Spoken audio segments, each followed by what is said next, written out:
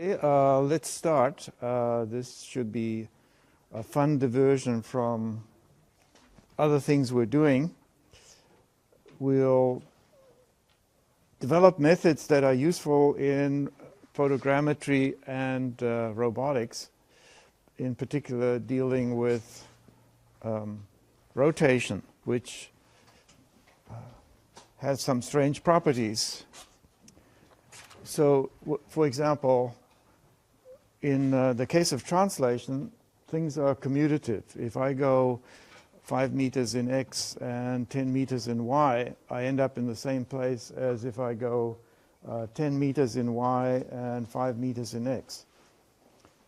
This is not the case with rotation, and to illustrate, I suppose that this is the x-axis and this is the y-axis. So I'm going to take this eraser and rotate it 90 degrees about the x-axis, like that, and then 90 degrees about the y-axis, and I end up there. And I take the equivalent eraser and I rotate it 90 degrees about the y-axis, and then 90 degrees about the x-axis, and I'm there. So fortunately that worked. So they're not the same. And so it's not commutative. So it's a little bit more difficult to deal with, particularly when it comes to least squares problems and fitting of data to observations. So here's an outline of what we're going to be talking about. Properties of rotation, different representation for rotations, and in particular the one we're going to pick, which is Hamilton's Quaternions. And they are more general, but if we restrict attention to unit quaternions, they map directly onto rotations in 3-space. They allow us to talk about a space of rotations. So for translation, obviously, 3-space is our space of translations. And if we do some optimization, that's the space we're searching in, that's the space we tessellate, that's the space where we get our answers. Whereas it's not so obvious with rotation. Say you want to take an average of force on a seat belt over all possible orientations of a car. That's something that, if it was translation, it'd be trivial. You just integrate over some volume of space, divide by its volume, and you're done. So that's something we'll be able to do. Applications are, for us, mostly in photogrammetry, although they're very important in robotics and graphics and control of spacecraft. So we'll talk about some of that. And in particular, using this, we're going to develop a closed-form solution to the problem that we started talking about last time, which is either measurements in 2 different coordinate systems of the same object, or measurements in 1 coordinate system of 2 objects, or 1 object that moved. And just for fun at the end, we'll briefly talk about division algebras and space-time. And so here are some of the things I mentioned where we need to have a good representation for rotation. Obviously in machine vision, for recognition and for determining the orientation of an object in space, for the robot arm to, and so on. So, down to protein folding, electron microscopy. We all need good representation for rotation there. And in particular with robotic situations, we're dealing with motions in space. Euclidean motions, which can be decomposed into translations and rotations. And the Euclidean motions have the property that they preserve distances between points, they preserve angles between lines, and they preserve handedness, which sometimes we forget. But if we don't put that in, then we're going to get reflections. As you know, most of the biologically important chemicals exist in one particular form. The mirror image form doesn't work. And so it's, kind of important to preserve handedness. put together, those mean that we preserve dot products and we preserve triple products. And we're leaving out, by doing this, transformations of free space that would otherwise be perfectly reasonable, such as reflections and skewing and scaling. We'll talk a little bit about scaling, but mostly for the moment we leave it out. So rotations. First, Euler's theorem.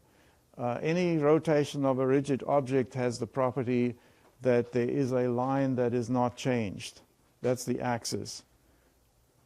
Then there's the parallel axis theorem, which says that any rotation about any axis is equivalent to a rotation about an axis through the origin plus a translation. So for us, it's going to be very convenient to separate translation and rotation this way, that when we talk about rotation that we're trying to recover, we're just going to talk about rotation about an axis through the origin, because we deal with the translation separately. And because of the parallel axis theorem, we can do that.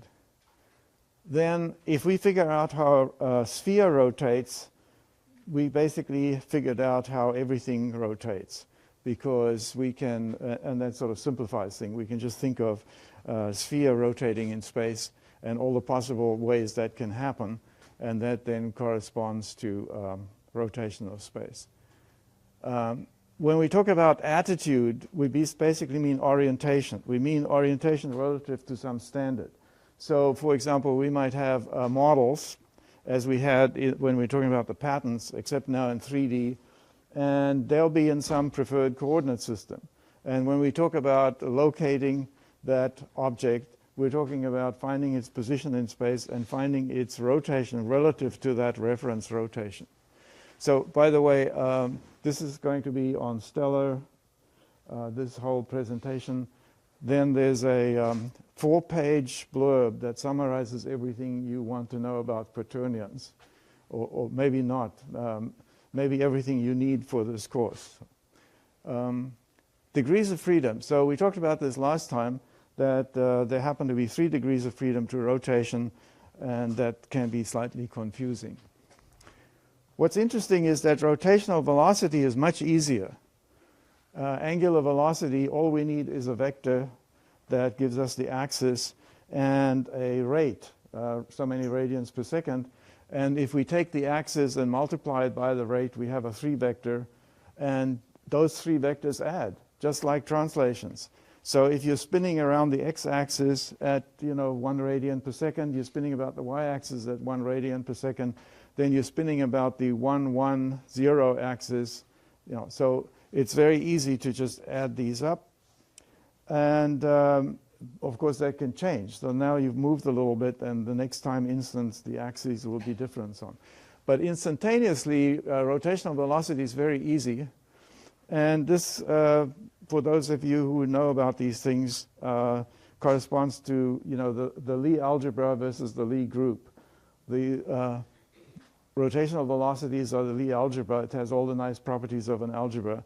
The rotations, which are sort of the integral of that, don't. They don't have quite those nice properties. Poisson's formula tells you what the velocity is of some point when there's a known rotational velocity. Rotational velocity. So omega is that vector, the axis of which is the axis of the direction of which is the axis of rotation, and the magnitude of it is the rate of rotation. And then if we have some point r, we just take that cross product to figure out what the velocity is.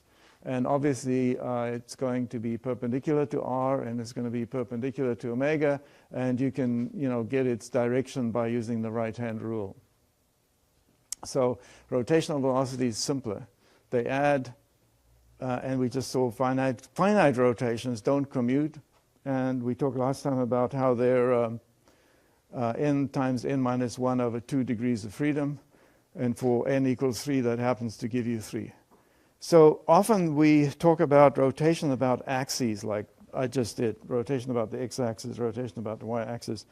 And if you follow that view, then you might think that in n dimensions, rotation is n-dimensional. And therefore, it is better to think about rotation as rotation preserving certain planes. So for example, we can preserve the XY plane. We can rotate in such a way that the XY plane is not changed. Things in the XY plane are moved into the XY plane somewhere else. YZ plane and ZX plane, also 3. But that one works because in 2D, we only have the XY plane, 1 degree of freedom. And in 4D, we have 6 combinations, and that's the number of degrees of freedom of rotation in 4D. Okay. So before we go further, here's an interesting thing that we will exploit, and also it's a kind of preview of a method we'll use, which is cross products. Cross products, as I mentioned, are kind of confusing because you take the product of 2 vectors and you get another vector, which isn't quite right, but it happens to have 3 degrees of freedom, so we represent it as a vector. And again, that's a coincidence. What is it? Well, it's perpendicular to the 2 vectors you started with. And so in higher dimensional space, if you take, if you say, what are the things that are perpendicular to 2 vectors? Well, they're not going to be a vector. There's going to be a whole subspace. So the generalization of a cross product would be something more complicated. Like one way to generalize it in an n-dimensional space is it's that vector that's perpendicular to n minus 1 other vectors. Well, here n minus 1 happens to be 2, so that's where we get our cross product. And it's actually very convenient for certain operations, particularly matrix vector operations, to represent a cross product in this way, where we take the skew symmetric matrix and we can represent A cross B by multiplying that skew symmetric matrix by B. And it has the right degrees of freedom, right? Because A has 3 degrees of freedom. A skew symmetric matrix has 0 on the diagonal, and the off-diagonal symmetric, so you again have 3 degrees of freedom. So that seems like a reasonable isomorphism. And then once you've done that, you've gotten rid of this weird thing, the cross product, and you have something that you can manipulate in combination with other vectors and matrices. Now, of course, why did we pick A to expand as the matrix? We could equally well have picked B and have written it this way, equally valid. And you'll notice this matrix is, transpose or negated version of that matrix. So the matrix for B, so it's order dependent, and we know that because cross products don't commute. So, okay, there are loads of representations for rotation, which tells you that there's a problem. With translation, we just have X, Y, Z, be done with it. So one notation that's very useful is axis and angle. So we have an axis which can be given as a unit vector, and we have a number of degrees that we rotate, or radians that we rotate through. So that's 3 degrees of freedom because the unit vector only has 2, and plus the angle gives us 3. Now, sometimes we can derive other notations from that. One of them is the Gibbs vector, which tries to combine those two into a single thing. So this is sort of inconvenient in a way because you've got a 3 vector, which happens to be a unit vector, and then you have this thing. So the Gibbs vector is a vector, and it turns out that you don't want to just multiply by theta. That doesn't give you nice algebraic properties. It's much better, plus, theta wraps around 2 pi, so that doesn't really make much sense anyway. And Gibbs found out that you can get some useful properties by taking tan theta over 2. So now you have a vector that's no longer a unit vector, so it has 3 components. So it has the right number of degrees of freedom. Only bad thing is it blows up at theta equals pi, right? Because tan of pi over 2 is infinite. And theta over pi, so is that a problem? Well, rotating through 180 degrees, that's a perfectly reasonable thing to do. So it's not like we want to exclude that because it's not a reasonable thing to do. So that is a problem, and it's very similar to, y equals mx plus c when the line happens to be perpendicular up, parallel to the y-axis. Then we have Euler angles, and there's a classic text in mechanical engineering by Gold, which explains about Euler angles. Basically, you rotate about x, you rotate about y, you rotate about z. If you're in an airplane, you have roll, which is rotation about the axis, long axis of the plane. Then you have pitch, which is going up or down, and then you have yaw, which is going left and right. So it's very convenient to think about that, but as you know, the result will depend on the order.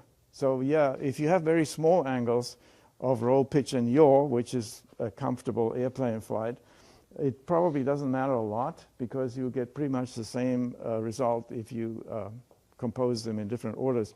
But if you have large angles, like 90 degrees, it's definitely not going to work. So that means if you define Euler angles, you've got to do several things. One of them is you have to define the order of operations. Does the x-axis come first and so on. Plus, are the rotations about the new axes after you rotate or about the original axes? Anyway, as a result of this, as Gould points out, there are 24 different definitions for Euler angle, and there hasn't been an international meeting to say, thou shalt use this one. So it's pretty confusing. Then we have, of course, orthonormal matrices, which I'm sure you're all very familiar with, and they have these two constraints on them. And then this one is a kind of exotic one. This represents a rotation matrix in an exponential form. So what does this mean? Well, here, this capital omega is that 3x3 skew symmetric matrix that you get for cross product. And so what does it mean to have exponential with a matrix in the exponent? Well, you just use the formula for e to the x, except now x is the matrix instead of scalar. So you're going to end up with 1 plus x plus 1/2 x squared and so on, where x now is a matrix. So you can make this work, but we won't pursue this. It's and there are others. So here's another one, stereography. So there are lots of projections of the sphere, and there's a whole cottage industry dating back hundreds of years because people found it necessary to take the spherical or almost spherical Earth and map it onto a plane so they could sell maps. And so there are lots of these. One of them is conformal, that is, it preserves angles, and it's called stereography. And as we said, a rotation of a sphere induces rotation of the space. So we can take a sphere, map it onto the plane, then mush things around in the plane and map them back onto the sphere. And if we mush things around just the right way in the plane, then we actually have induced the rotation on the sphere. We'll look at a picture of that. Again, we're not going to use that, but it's kind of amusing. The thing you do in the plane is to treat the plane as a complex plane and do some homogeneous transformation on that. And then, of course, physicists, have to invent their own stuff. So there's a type of 2x2 complex matrix that can be used to represent rotation that Pauli came up with. The same man who's famous for saying, that paper isn't even wrong, so, as a criticism of one of his colleagues. 2x2 complex numbers, that sounds like 8 degrees of freedom. Well, they're not just any, they have to be Hermitian and they have to be unitary. So it turns out that after you do that, there are only 3 degrees of freedom left. Then we get to Euler parameters, sometimes also called Gonzalez parameters, Rodriguez parameters, excuse me. And then we get to unit quaternions. Now, of course, there's a relation between all of them, and in fact, it's important to be able to convert between them. And we'll do some of that. And it's a little bit like many other problems where you're trying to solve something, and it turns out if you have the right representation, the answer is easy. And so often the problem then ends up being the conversion. And so then you find that, well, the conversion is complicated. Just like in the trivial case, we could have polar coordinates versus Cartesian coordinates, and maybe the answer in polar coordinates is trivial, but it's not in the Cartesian coordinates, and then you're left with a conversion. Well, in that case, the conversion is not too hard, but here sometimes it is. Okay, so let's start with that. This is Rodriguez. Rodriguez was a banker in Paris, and apparently he found banking a fairly boring profession because he'd spend his nights doing math. And so this is one of his results. Basically, the operations we're going to want to do are two. One operation is take a vector and rotate it, or find out what that vector is in a rotated coordinate system, equivalent problem. The other one is composing rotations. We've rotated a little bit in this, around this axis. Now we're going to rotate about another axis. What is the overall result? And that turns out to be, non-trivial. So this here is addressing that first problem. So we have a vector r, and we have an axis of rotation that's here, vertical. And we're going to rotate through an angle theta about that axis, and that will take us to a new position, r prime. And the question is, how do you compute r prime? Well, if we first convert it to a 2D problem, in this plane indicated by this ellipse, then it's very easy because we just take this vector and that vector and combine them in a weighted fashion.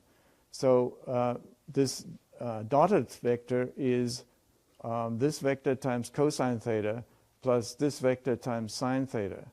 So you can see how when theta is 0, the dotted vector will be equal to this one, and when theta is equal to 1, pi over 2, it'll be equal to this vector. And all the way along, it retains its length and so on. So in 2D, rotation, as we know, is very simple. And like mathematicians want to often do, we reduce a complicated problem to a simpler one we already know how to solve. But that's in this plane. And so we first have to figure out what these two vectors are that we are combining using cosine and sine.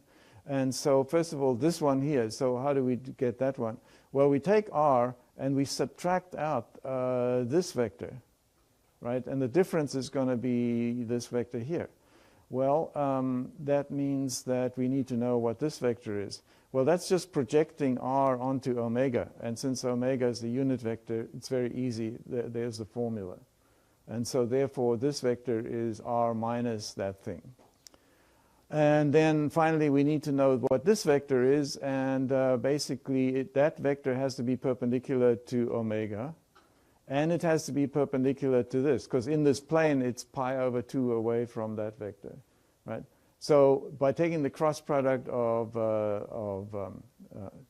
let's see, this thing here with this thing here, we end up with, after simplification, just omega cross r. And it makes sense, because it's going to be perpendicular to r, and it's going to be perpendicular to omega. Anyway, you put all of those things together, you get this formula. So r prime, the vector after rotation, is cosine theta r, the vector before rotation, plus these terms. And you can see that rotation's not quite that trivial. So anyway, so axis and angle is a useful notation, and it's often a good way to visualize things. It's easy to say, okay, we're rotating about the x-axis through 90 degrees. It's easy to understand what it is. What's the disadvantage? The disadvantage is composition. If you have two rotations given as axis and angle, how do you combine them into a single? We know by Euler's theorem there's a single rotation that represents the combination, but how do you combine them? Well, it turns out what I would do is convert both of these to some other form, like orthonormal matrices. Multiply the orthonormal matrices, go back to this form. So that's a disadvantage. You can rotate vectors. That's the one operation we want. It's hard to do composition of rotation. So, okay, well, we'll skip this. This is the exponential Lie algebra view of things. And that too. Let's forget that. I just wanted to point at this one, which we mentioned. So here the idea is that here's our sphere that we're going to rotate, and we project it onto a plane which happens to be tangent at the North Pole. And this projection, if your center of projection is the South Pole, so you go from the South Pole to a point on the surface and that then extend that line until it hits that plane. And you'll see a couple of things. One of them is you can map the whole sphere onto a plane. Well, except the South Pole, right?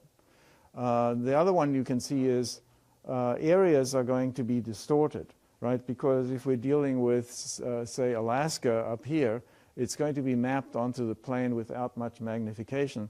But if we're looking at Australia, you know, it's going to come out way over here. It's going to be huge. So this particular map projection is actually used for the polar regions because most of the other map projections don't work very well there. But it does have that feature. And why is it liked so much? Well, because it doesn't distort shapes. So it preserves angles. Most, all other projections have the property that they will distort shapes, they will distort areas. You have your choice. You know, you can pick projections that preserve area, you can pick projections that preserve shape, angles, but you can't do both. Okay, so we start off, we take our sphere, we project it onto this plane, which is the complex plane. Then in that complex plane, we do this operation. So z is a complex variable coordinate in this plane. And z prime is its new position. So, and a, b, c, d are complex numbers. So everything in that plane is going to get moved around, and now we project it back on the sphere. And the amazing thing is that the pattern on the sphere is just a rotated version of what it was before. And therefore, we can think of rotation in free space instead in terms of some operation in the complex plane, which is pretty amazing. So that's yet another representation. Okay, so what are the desirable properties? We already mentioned some of them. We need to be able to rotate vectors or equivalently rotate coordinate systems. But also, we need to be able to compose rotations. We would like to have an intuitive representation, you know, like axis and angle, sort of intuitive. It's easy to understand what that is. Whereas if you look at a rotational matrix, you look at the numbers, you know, what do they mean? I don't know. You multiply a vector and see what happens, but the numbers don't directly mean anything.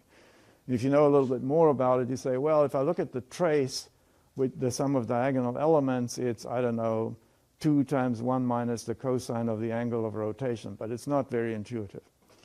Then, is it redundant? Well, orthonormal matrices are a prime example of something that's definitely not redundant because we have 9 numbers to represent 3 things. Yeah.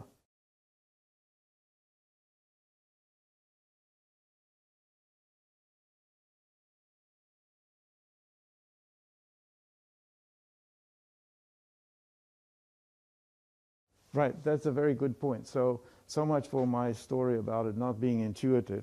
Well, if you think about rotating the x-axis, i.e. 1, 0, 0, multiply the matrix by that, you get the first column. So as he's pointing out, the first column is a significant vector. It's what happens to the x-axis. Second column is what happens to the y-axis.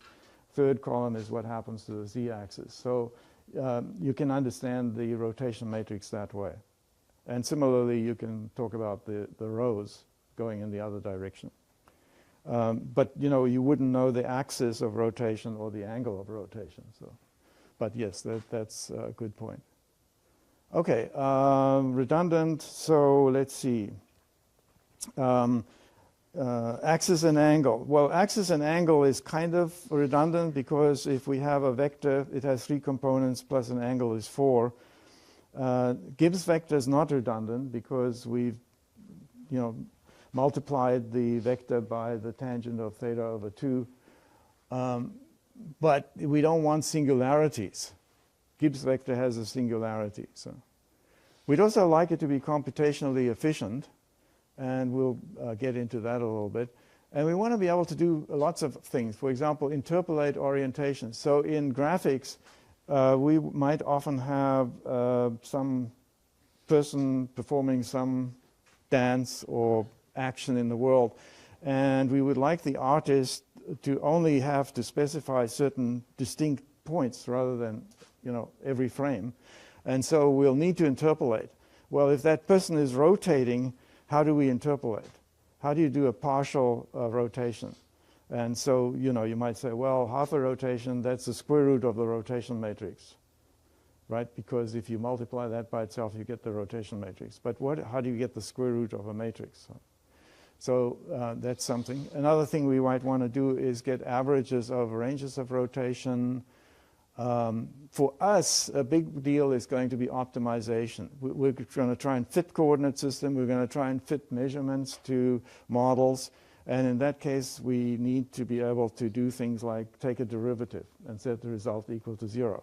Well, the derivative with respect to a rotation matrix, that doesn't make a lot of sense. What is it? Well, it's something with 9 components, but how do you enforce the constraints?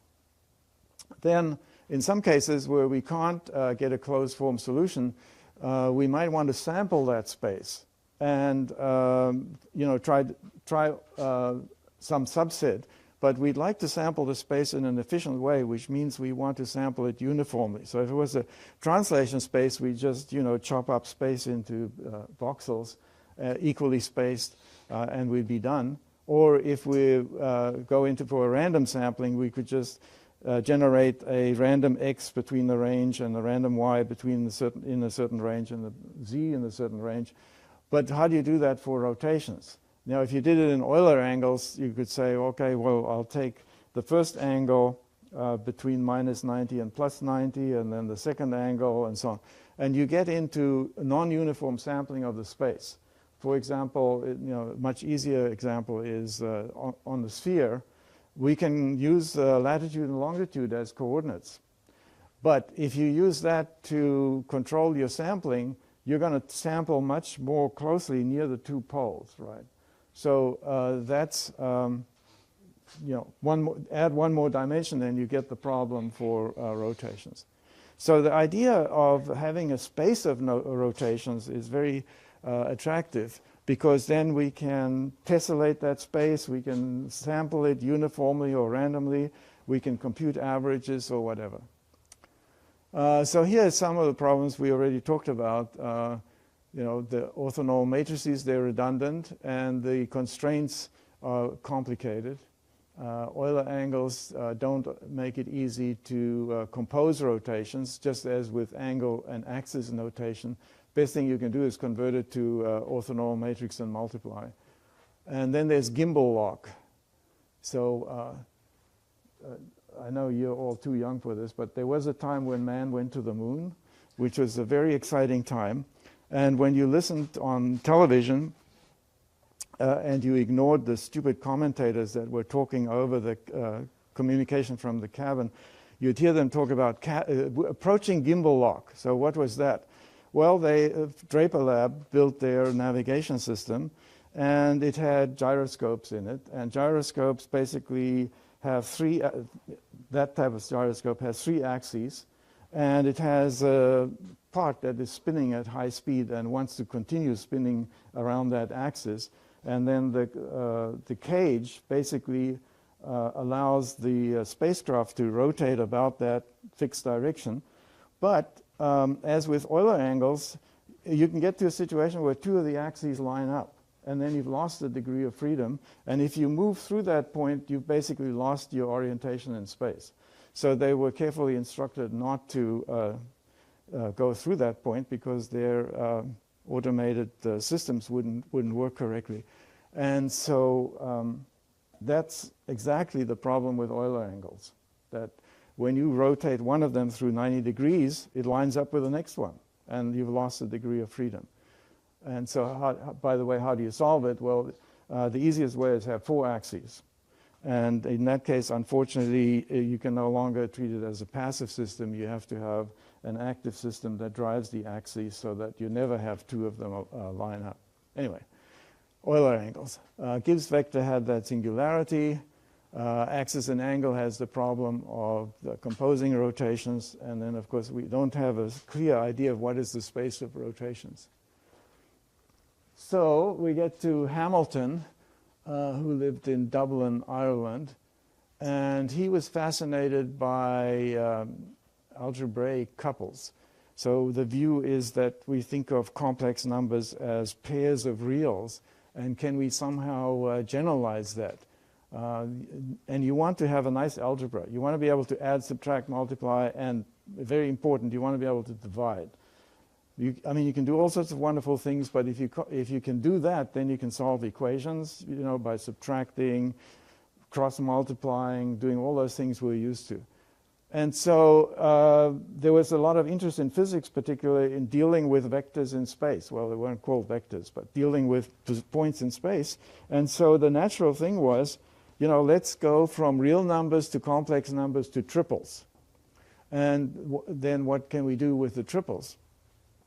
Well, you can multiply them. And of course, the dot product's not much use for this purpose because it's a scalar cross product. Well, the trouble is if you've got A cross B, you know, C equals A cross B, can you say A equals C divided by B? No. So, you know, so that was his problem. And it really puzzled him for quite a while. And he trained his children to, every morning he came down for breakfast to ask him, Papa, can you multiply triplets yet? Which were these, you know, vectors, we later called vectors. And then on this fateful day, he got it.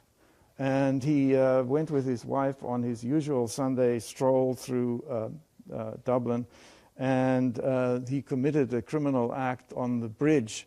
He engraved in graffiti the basic equation you need to solve this problem, without explanation, just the formula. And then later when he described it, he's saying, and here there dawned on me the notion that we must admit in some sense a fourth dimension of space for the purpose of calculating with triples. An electric circuit seemed to close and a spark flashed forth. Remember, it was 1843, so you know, there's a lot of excitement about electric stuff, but long before Tesla and Edison. And the key thing was that he decided you can't do it with 3. There's no way to do it with 3. But you can do it with 4. And so then he wrote a book which is basically incomprehensible. It's like 800 pages of heavy math, but we'll simplify it a lot. So the insight was you can't do it with 3 components. And then he took his cue from complex numbers where we introduce a, quote, imaginary number. And he said, well, maybe if we have more of them, you know, maybe there are other things when you square them, they become -1. And so that was his key insight. He used the notation ijk, such that I squared and j squared and k squared are -1. And then very importantly, he added this ijk equals -1. And this is what he engraved in the bridge. And it's still there, although heavily worn by mathematicians touching it to see if they can get the insight from. Anyway, from those, you can get everything else. For example, if you want to know what ij is, well, you just multiply ijk by k, and you get k squared, which is -1, so it's going to be -1 times, you know, and so on. So you get k. So these others are all subsidiary. He didn't bother engraving them. He just took the... importantly, multiplication is not commutative. So, you know, ij is k, ji is -k. And that sort of corresponds to cross products. So this kind of suggests a connection with vectors. And so there are lots of different ways of thinking about quaternions. One is just simply as a real part and 3 different flavors of imaginary parts rather than just one imaginary part. But then you can take these 3 and think of them as a vector in space and treat the whole thing as a scalar, q0, plus this vector, and use this notation, which has a scalar, comma, vector part. Or you can just write it as a 4 vector, a thing with 4 components. So I use this notation with a little circle over it to denote a quaternion. It's not standard, so don't get confused by that. But when I'm writing stuff, it's very important for me to distinguish the scalar, the vector, and the quaternion. So I use the little circle to denote that.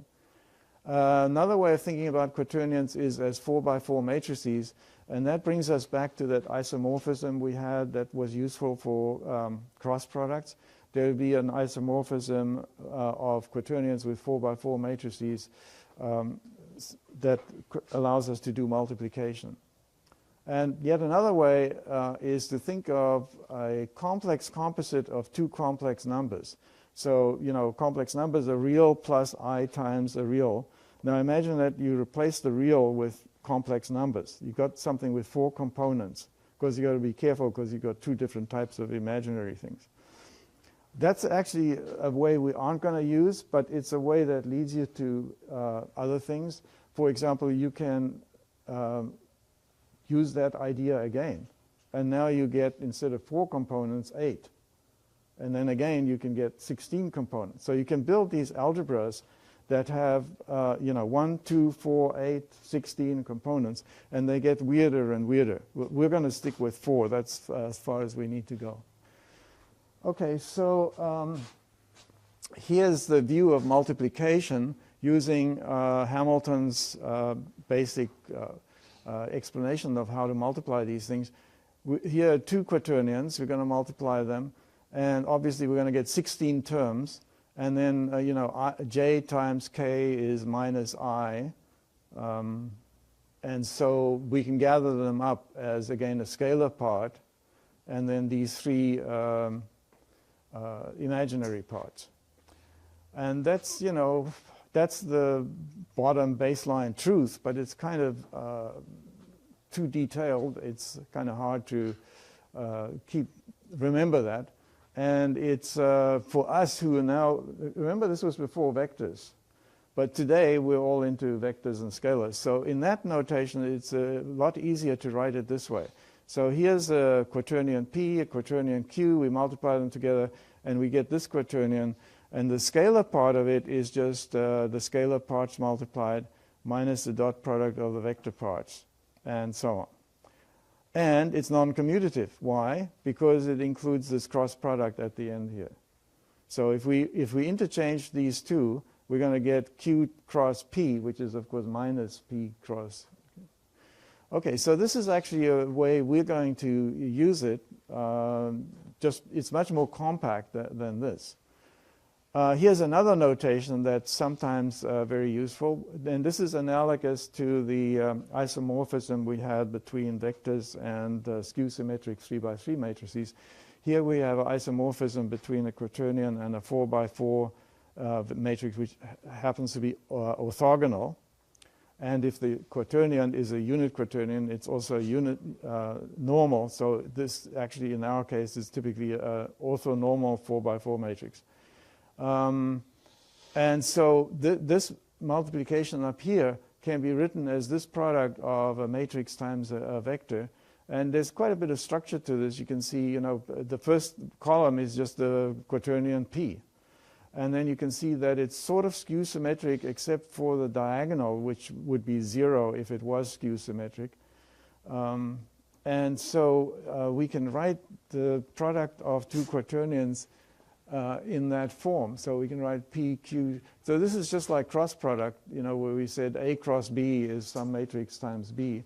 Similarly here, PQ can be written as this matrix times Q, and the matrix looks like this. And the matrix is orthogonal, and it's normal if it's a unit quaternion. And if we get rid of P0, then it's skew-symmetric. And again, just as with cross products, we have the choice of either expanding the first part into a matrix or the second part. So here's the other version, where now we've turned Q into a 4x4 matrix. And this 4x4 matrix looks a lot like this one. The first column is pretty much the same. The first row is pretty much the same. What's different is this 3x3 submatrix is flipped. It's transposed. So they're very similar, and this corresponds again to the fact that multiplication is non-commutative. If those two pieces were the same, then the whole operation would have been commutative. Okay, so now that we've got, the basics and different ways of representing it, it's easy to prove some of these basic results. So first of all, it's clear that it's not commutative, and that's why we're talking about it. We wouldn't be talking about it if it was commutative, because then there's no way that it can represent rotation. It's associative, and that's not too hard to prove. Just use the formula for multiplication. It's just a bit of messy algebra. Then we define a conjugate. And the conjugate, in analogy with complex numbers, just means you negate the imaginary part. And then the next result you can get is that the conjugate of a product is the product of the conjugates in reverse order, which is just like matrix multiplication. AB all transpose is B transpose A transpose. So there's some analogies here. And if you're into physics, you'll realize that different heroes of physics had different ways of approaching quantum physics, and some of them like to do it with a sort of complex number view, and some of them like to do it with a matrix view, and you can find that they're kind of equivalent. Yeah. So I've done a little of that, and I'm going to do more of it. And the main reason is that we can get a closed form solution because we can differentiate with respect to a quaternion. We can't differentiate with respect to orthonormal matrix. So that's kind of the main reason. But there are these subsidiary reasons, like if you can't get a closed form solution, you can do a search in the space of rotations, and you can sample that space efficiently, either uniformly or randomly, once you've got the notion of a space of rotation, which is the case with quaternions. Okay, so there are a few other dot product. Well, the dot product, if we think of it as a 4 vector, it's just the ordinary dot product of a 4 vector. If we think of it in terms of scalar and vector, well, then it's the product of the scalars plus the dot product of the vectors. But, underneath it's just q0 squared plus qx squared plus, p0 q0 plus px qx, etc. And therefore there's a norm. We can define a norm. And this is perhaps the most important. If we multiply q by its conjugate, it turns out we get a real quantity. There's no imaginary part, and it's this. It's the dot product of q with itself times e, where e is this quaternion that has a scalar. It's a scalar 1. And I could have just written 1 there, but that looks sort of funny, so I invented this symbol, which is a quaternion that has no vector part. And why is this important? Well, if you can do that, then you have division. So the multiplicative inverse is this. And that was the problem with the triplets. There was no way of defining an inverse. And here we can define an inverse, well, except for q equals 0. But then that's always a problem. And so this means, for example, that we can get the inverse of a rotation very easily. First of all, in a rotation, we're going to be dealing with unit quaternion, so q dot q is 1. So in the case of that unit quaternion representation, the inverse is just the conjugate. Sort of like in the case of orthonormal matrices, the inverse is just the transpose. Okay, and then there are a few other sort of minor properties, and you can just take those on faith, or you can check them by doing the multiplications. So the dot product of products is the product of dot products. It's all surprising that. And then this first line is the special case of the second line, which is more useful in calculations. And then this one's pretty handy. So what's happened here? Well, sometimes we have a quaternion on one side. We'd like to move it to the other side of a dot product. And it turns out we can do that as long as we conjugate it. So we've moved the q from the left side of the dot to the right side of the dot and just conjugated it. And it's easy to prove that. We just multiply by q conjugate and so on. Okay. So we're going to use unit quaternions to represent rotation, and we'll see right now how that's related to the other notations for rotation. But we're dealing with vectors, so what about vectors? Well, we'll need to have a quaternion way of representing vectors, and of course it's obvious. We just leave out the scalar part. Conversely, if we wanted to represent a scalar, we could just leave out the vector part. Okay, so we're going to convert our vectors in 3D to these funny quaternions, purely imaginary quaternions, manipulate them in that space, and then bring them back into 3D. For this special case only of these types of quaternions, there's lots of interesting properties. First of all, the conjugate, of course, is just negating it, because conjugate means negating the imaginary part. The dot product is just the dot product. So this is the dot product of the quaternions. This is the dot product of the corresponding vectors. And since the scalar part is 0, it's obvious that this is the case. So we can easily compute dot products. If we multiply two of these special quaternions, we get this funny thing. It has the dot product in it and the cross product. And this is why some critics of this notation called it a hermaphrodite monster. It's got both sexes built into it, dot products and cross products. And they thought this was a disadvantage. Well, for some purposes, it's actually an advantage.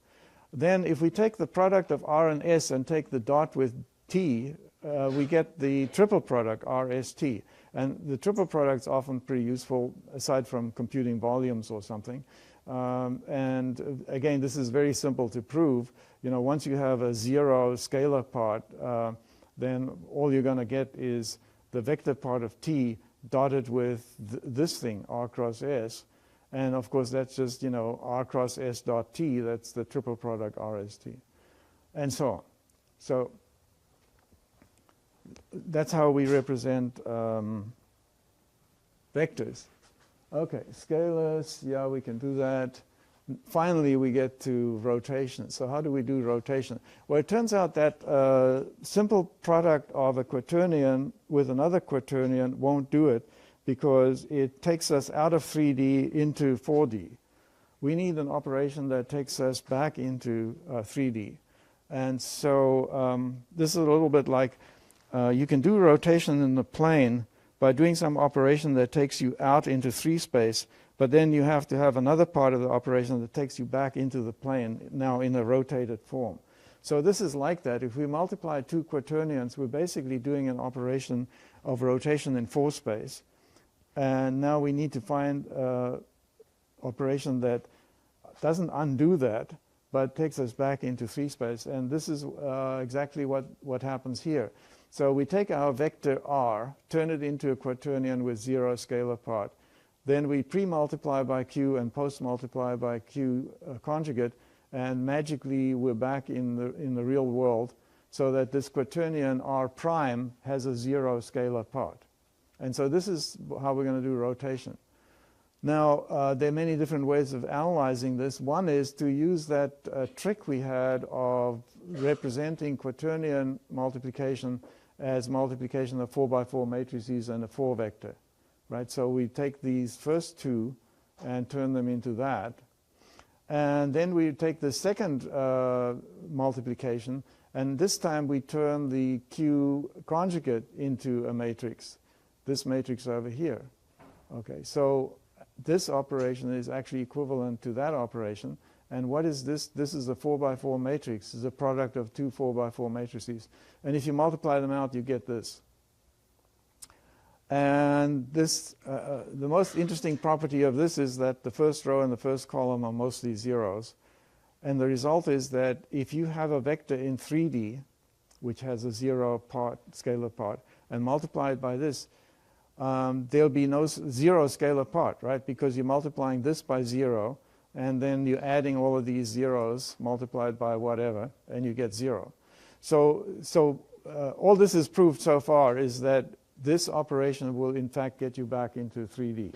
So, and this, by the way, this submatrix is also, and this actually is our 3x3 orthonormal rotational matrix.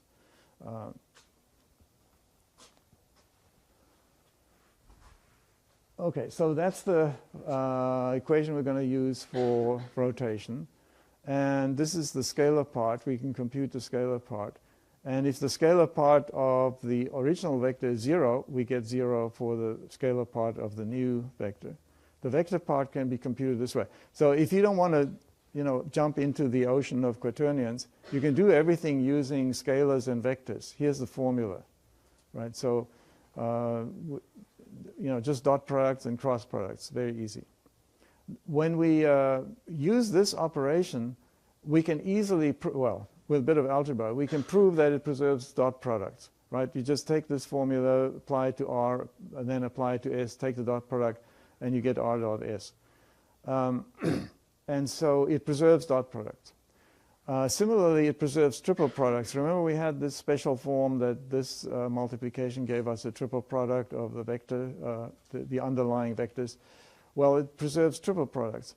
So that's it. It's rotation, right? It preserves dot products. It preserves triple products. So that's good. We don't know yet what rotation, but we know it has to be a rotation because it preserves length and angles, and it preserves handedness. And then the other thing we were talking about was not just rotating a vector, but composing rotations. We wanted that to be easy. Well, so suppose we first rotate, we take our vector r, we rotate it using q, and then we take the result and we rotate it using p. So we write this. And because these operations are associative, I can rewrite it this way. And that tells you, composition of rotation is just multiplication of quaternions. It's very easy. And actually computationally efficient as well. Which is very different from axis and angle notation or Euler angles, where it's very hard to compose rotations. So then we need to figure out what rotation is it? Or if we have specified rotation in some other form, how do we turn it into quaternion? Well, this is the formula we just sort of derived on the previous page. And here's Rodriguez's formula from a while back. And then if we identify corresponding pairs, first thing you notice is that Q, the vector part, is parallel to omega. So the vector part of the quaternion is in the direction of the axis. Sort of makes sense. And we can actually prove that easily if you plug Q in here for R. What happens? Well, this part drops out because Q cross Q is 0, and then this becomes Q dot Q times Q, and this becomes something times Q. So the whole thing. Both of these are vectors in the q direction, so r prime is going to be in the q direction. So very easy to show that q becomes q, and that's Euler's axis theorem. So it's very easy to see that the vector part is parallel to the axis of rotation. We don't know yet how long it's supposed to be, and we don't know what the angle is. But anyway, leave out some of this. The conclusion is this is our representation, conversion. So if we know axis and angle, we can compute the quaternion. So that's one of the conversions between the, we have 8 different ways of representing it. So there are 8 times 7, 56 different conversions we could possibly do, but we're not going to do them. So this is one. The other one we saw earlier, where we produce the orthonormal matrix. That's another important one because we use orthonormal matrices all the time. We need to be able to go back and forth between axis and angle, which is this formula, and between orthonormal matrix, and that was that previous formula. Now, so there are 2 things about this. One of them, this is a unit quaternion. You easily prove you take its dot product with itself, and you get cos squared theta over 2 plus sine squared theta over 2. So that's one thing. So we're not talking about arbitrary quaternions, just unit quaternions. And then the other thing that's a little bit annoying is that minus q is the same rotation as plus q. Why? Well, imagine you plug minus q into this formula. The minuses just disappear. So what does this mean? It means that if we think of the sphere as representing the space of rotation, opposite points are actually the same rotation. So it's, it's very nice to think of a sphere in 4 dimensions as the space of rotation, and then we can produce ways of sampling that space and taking integrals and computing averages and so on. But you have to keep in mind that you really only want half the sphere, because the opposite side, the reflected side, represents the same rotations. And typical points are identified. So we're going to use this in photogrammetry, and in particular in absolute orientation. We already talked about that, and this is from last lecture. So we got points in space identified, measured in two coordinate systems. We want to know the coordinate transformation between those two systems. And it's dual to the other problem where we have the same coordinate system, but we have two objects, or we have one object moving. And we modeled it this way, where coordinates in the left system are rotated and translated to produce coordinates in the right coordinate system. And we want the best fit rotation and translation, meaning we want to minimize some error. And what we're given are a bunch of corresponding points measured in the two coordinate system, left and right. And then we talked about this physical analog that we want to make these errors small. And so one way to do it is to have these springs which have energy proportional to the distance squared. And the total energy in those springs is the sum of squares of errors, and the system wants to minimize that, so that's the physical model of how it finds the rotation and translation. So then we did this. So this is the error term, right? Because if I take the left coordinate and I rotate and translate it, I get this, and that should be equal to the right coordinate. When I subtract them, I get the remaining error. I square that. I add all of those errors. Then, first step, let's find the translation. We did this last time. One way to do it, which is not the way we did it in class, is just differentiate with respect to the translation, R0. And this is, this notation, this is the norm, which is really the dot product of this thing with itself. If we differentiate it, we get twice this.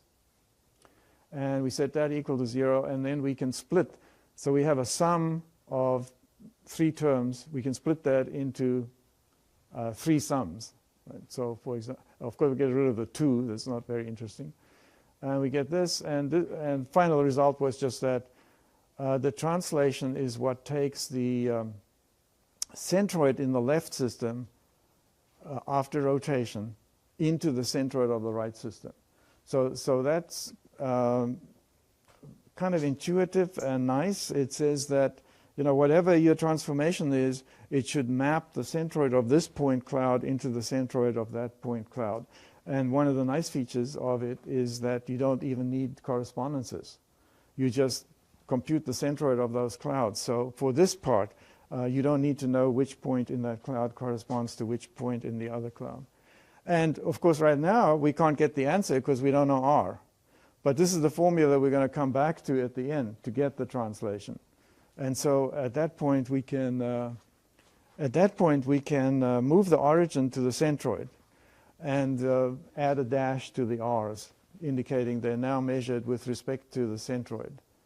So when we do that, the formula simplifies. Now we're minimizing this expression where these R prime and R prime and RL prime are defined in terms of coordinates with respect to the centroid. We subtract out the centroid there. And okay, then we take this and we multiply this out. Again, the norm squared is just the dot product of this thing with itself. So think of it written out that way. Then when you multiply out, you get 4 terms. You gather them up, and you get this. And here we use one little trick, which is that we noted that the length of a vector is not changed by rotation. So over here, we really get R times the left vector squared. But we know that after rotation, it's the same length, so we just replace it. Okay, and at that point, these 2 things are fixed. They're given by the data. They're not going to depend on the rotation you pick. So forget about them. We need to focus on this middle term. It's the only one we have control over. We can change R, but it has a minus sign. So we're trying to minimize something, so that means we want to maximize this term.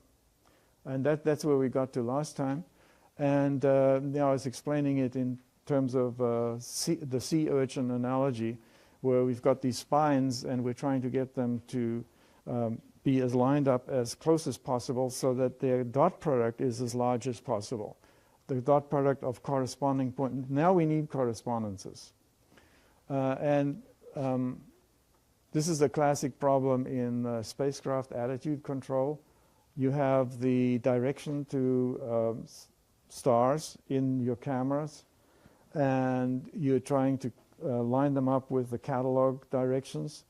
And of course you want to make the, and it's a good analogy because in this case we don't care about the length. We don't have the length. We don't know how, from the camera we have no idea how far away the stars are, and we don't care. And if we move sideways, actually that direction doesn't change because in comparison to the distance to the stars, our own motion is microscopic. So this would be the thing you want to maximize in that case. But how do you do it? Well, you know, we're sort of tuned to using calculus to solve all these problems, just differentiate with respect to the unknown transformation. But, you know, what does it mean to differentiate with respect to r? Now, I'm sort of making fun of it, but you can actually pursue this further. What you need to do is not just differentiate with respect to r, but impose all of those constraints that I talked about. And you can do that. It just gets messy. You know, you have to impose that r transpose r is the identity, and you have to impose the determinant of r is +1. That's the hard one. Okay, so let's not do it that way. Let's use our newfangled Quaternion notation. So here we have a dot product of two vectors, and we can express that here as the dot product of two quaternions with zero scalar part. Right, so we map this RLI prime into a quaternion RLI prime, and we map this RRI prime into this quaternion, and all you've done is add the zero scalar part. You know, I've also flipped them around because, you know, dot products commute, so you can do that. Okay, and this is where I use that trick. Remember I said that sometimes you want to move something from one side of a dot product to the other. Here I've taken this quaternion, flipped it to the other side, but I had to conjugate it. Now it's already conjugated, so conjugate of the conjugate is the thing itself. So I get this expression. And then I make use of the property that I can write this quaternion product as a matrix times vector. And I can write this as a matrix times vector. So I get that. And then I make use of the fact that a dot product is just the left thing transposed multiplied by the right thing. And then finally I can pull out the q. So this is important. I can you know, separate out the q on both sides so it doesn't vary with I. And so I end up with this product. So this is where all my data is. All my measurements are buried in here. This is a 4x4 matrix that I get from my measurements. And now all I want to do is make this thing as large as possible. Well, you know, not quite, because I can make this as large as I like by making q large. Right? So I have to be careful to impose that constraint. And so that's, so quaternions are not a redundant representation because they have four numbers, and you have to impose this extra constraint.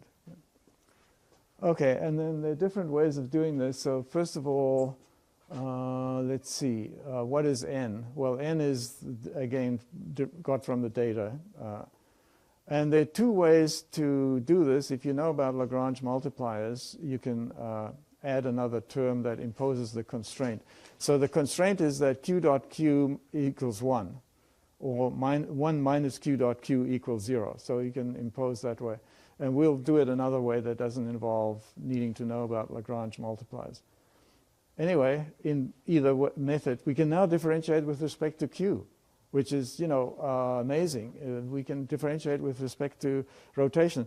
Of course, in the case of translation, you know, no one's surprised you can differentiate with respect to translation or position. But for rotation, that's quite something.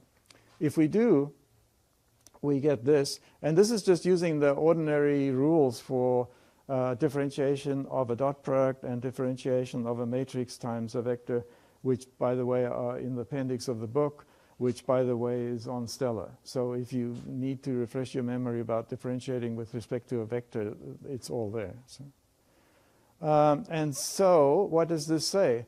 Well, this says that nq equals lambda q. That should remind you of stuff we've done before, right? It's an eigenvector.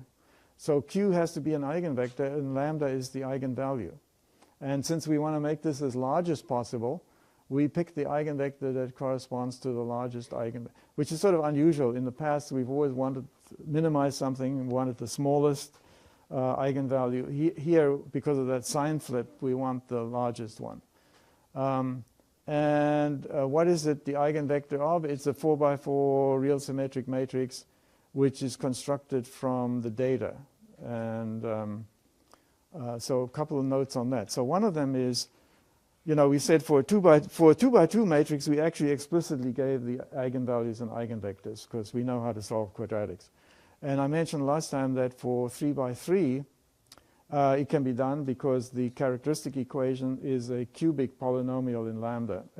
And someone knows how to solve cubics in closed form.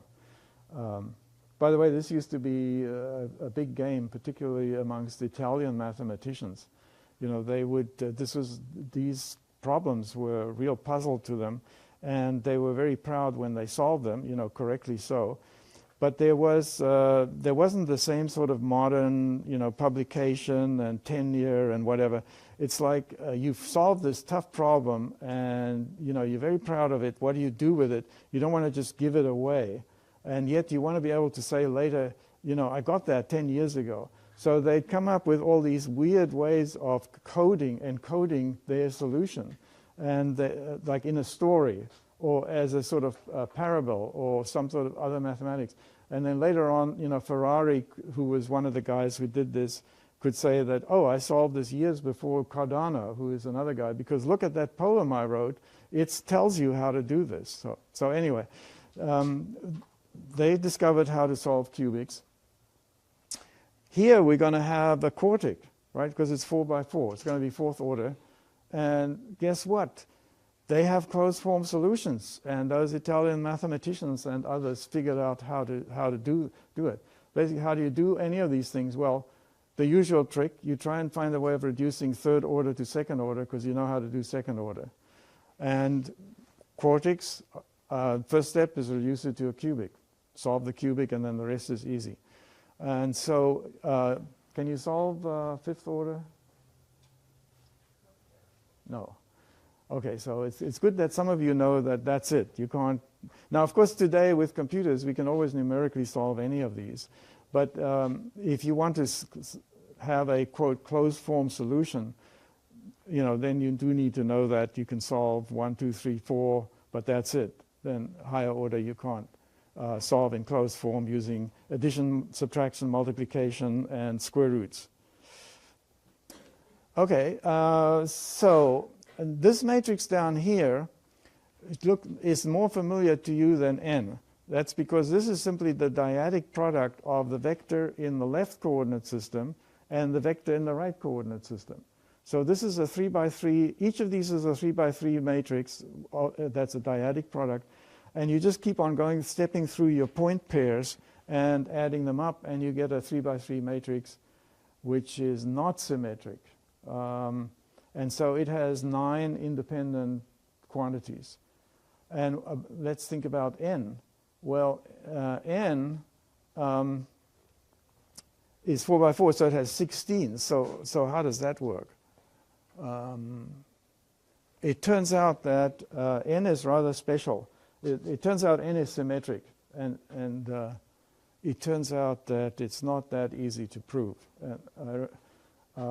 The one mistake in this paper was that I think I said something like it's obvious that it's symmetric, but it takes some. Anyway, it's symmetric. So that means 4x4 symmetric. We've got 4 on the diagonal, and then we have 6 more. No, 10. We have 10 independent. So it's not 16, but it's 10. But it's still too many, right? because we only have 9 in M.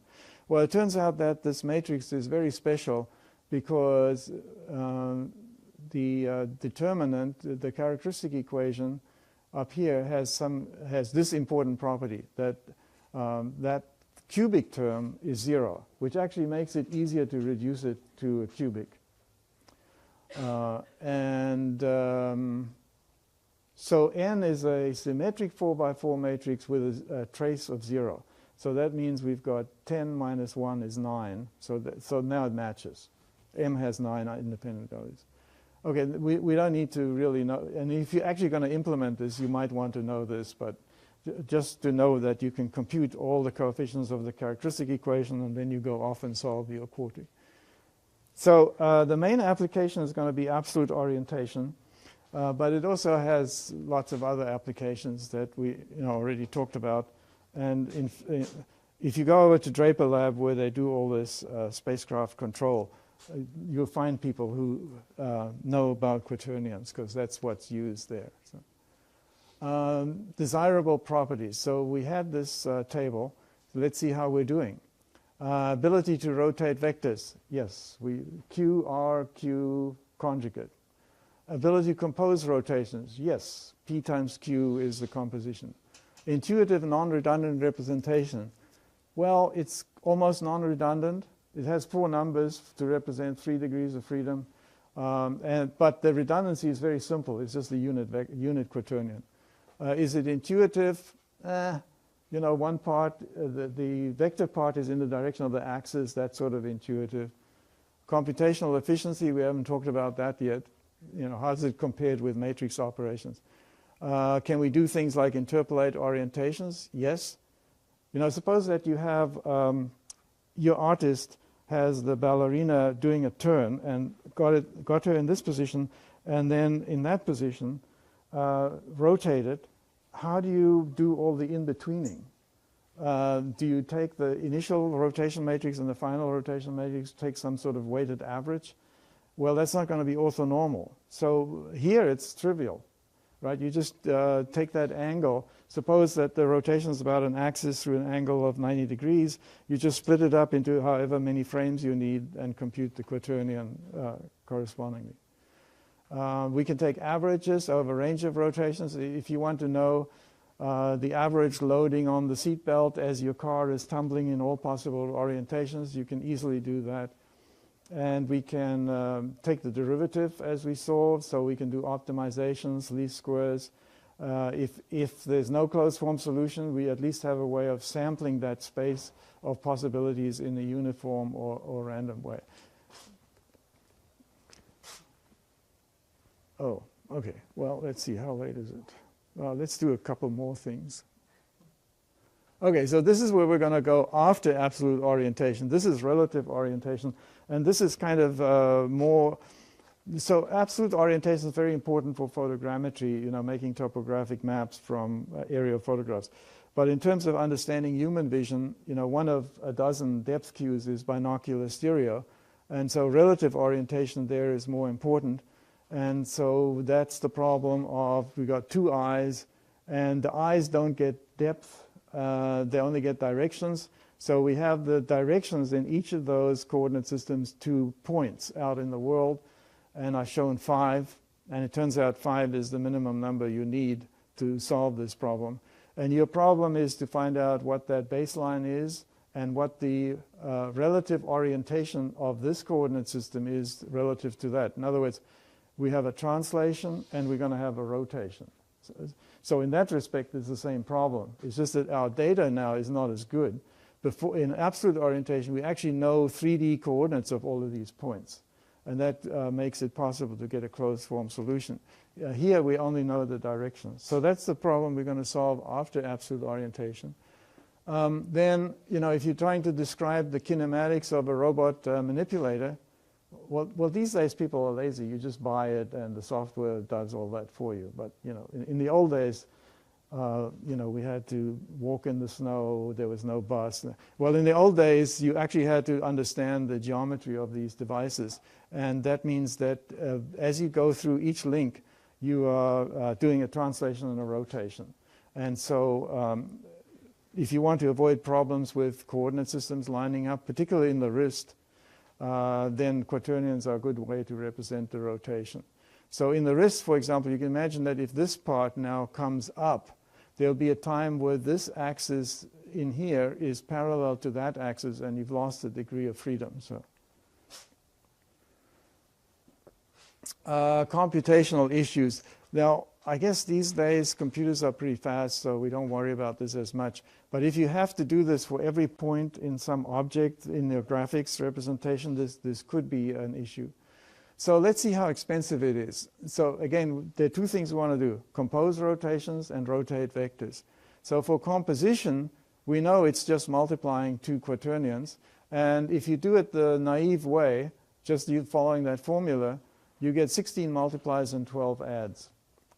And if you do that with the orthonormal matrix, of course, it's a 3 by 3 matrix product, which is 27 multiplies and 18 adds. So we win. Definitely win here. Let's go to rotating a vector. So we use this formula, and we can expand out the part we want, which is the vector part. 22 multiplies, 16 adds. Compare the matrix product. Oops, 9 multiplies and 6 adds. So here we lose. But this can be rewritten in this form, which has the advantage that you compute the QR once and you use it in two different places. And you get it down to 15 multiplies and 12 adds. And this is naive stuff. You know, people that get serious about this go further. For example, with a 3 by 3 matrix, they don't represent it as 3 by 3 matrix. At most, you take the first two rows because the other one's implicit. It's a cross product. And so, you know, you could have a competition where you just keep on going on both sides. And they end up being similar, but with the advantage for composition going to quaternions and the advantage for rotating vectors going to orthonormal. Okay, how about renormalizing? So one of the things that happens, suppose you have a graphic program that's trying to do some motion sequence, and you're composing small incremental rotations.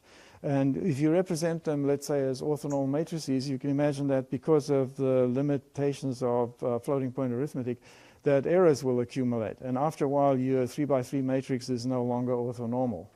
And so you'd want to sort of square it up. And that can be done, but it requires doing this. You take your matrix M, you multiply, you take its transpose, multiply by M, and you take the inverse of the square root of the matrix. So, you know, right there. I'd imagine that you may not know how to do that, but it can be done. But that just suggests that this is not an operation that you'd normally want to do. It's expensive. With quaternions, sure enough, you take the unit quaternion, you multiply it by another unit quaternion, and so on. And because of the limitations of floating point arithmetic, after a while it isn't a unit quaternion. How do you square it up? Well, you know, trivial. So this is one other small difference between them.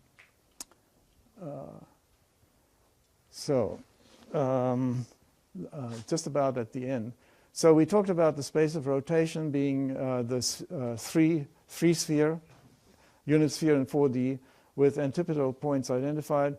And it also happens to be identical to the projective space P3, although we don't use that and it's not as handy. Then sampling regular and random. So how do we sample this space? Well, you know, in 3D, we can easily come up with a regular sampling of space or even a random sampling, but it's not so obvious how to do it here. And one way is to find regular patterns. You know, if say we want to sample a sphere regularly, that's not so easy either. Certainly latitude and longitude is not going to do it. But one thing we can do is project polyhedra onto it, because polyhedra are completely regular. So if we project, say, a icosahedron or a dodecahedron, which is a soccer ball, anyone here know about soccer? Then we end up with a pattern on the sphere that is regular. But there are only some special ones, like regular solids. There are only a few of them. Well, similarly here, except now we're in 4D, and the corresponding things are rotations rather than polyhedra. And so it turns out that if you look at the rotations of polyhedra, they will give you a nice even sampling of that space. The rotation groups are, so the tetrahedron has 12 rotations that will align it with itself. The cube and the octahedron have 24, and the icosahedron and dodecahedron have 60. So these give you a perfectly uniform spaced sampling of that space. Unfortunately, that's not a very fine sampling, right? Because 60 in the four-dimensional space. So there are tricks to give you a finer sampling, but they all start with those simple ones.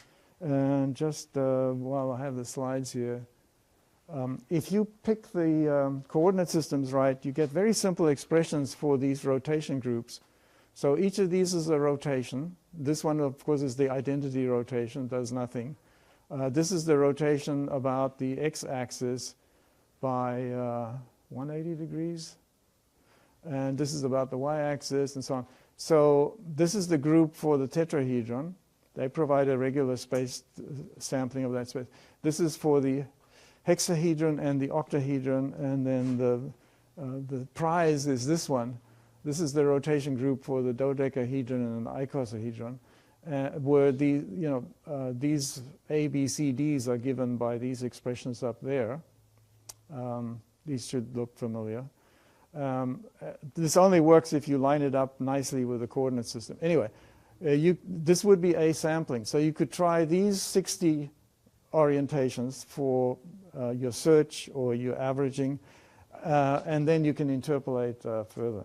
Okay, well, we've run out of time, so that's it for today.